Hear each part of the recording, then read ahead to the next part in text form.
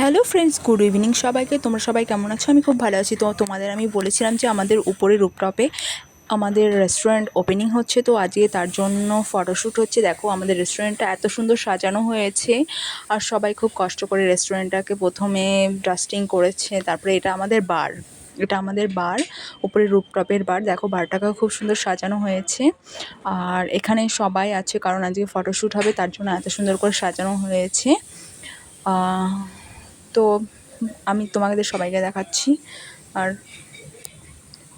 এটা হচ্ছে আমাদের বারম্যান মিস্টার রূপেশ। হ্যাঁ, দেখতে ছোটোখাটো হলে কি হবে, সব নলেজই আছে।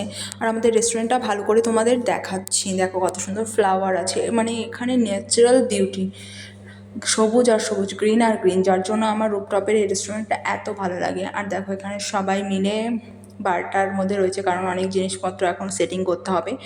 দেখো রূপেশ এখন এখানটায় ডিজাইন তৈরি করছে গ্লাস দিয়ে, জানি না কি করবে। সবাই সবার এক্সপেরিমেন্ট করছে।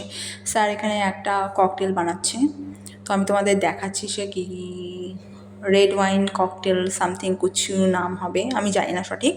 তো চেষ্টা করছে স্যার বানানোর জন্য, দেখি শেষমেশ কী বানায়।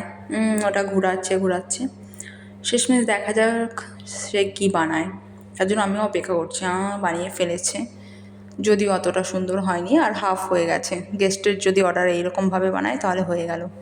রেস্টুরেন্ট সেট আপটা আমি তোমাদের ভালো করে দেখাচ্ছি, কারণ এখন ফটোশ্যুট হবে এখানটায়।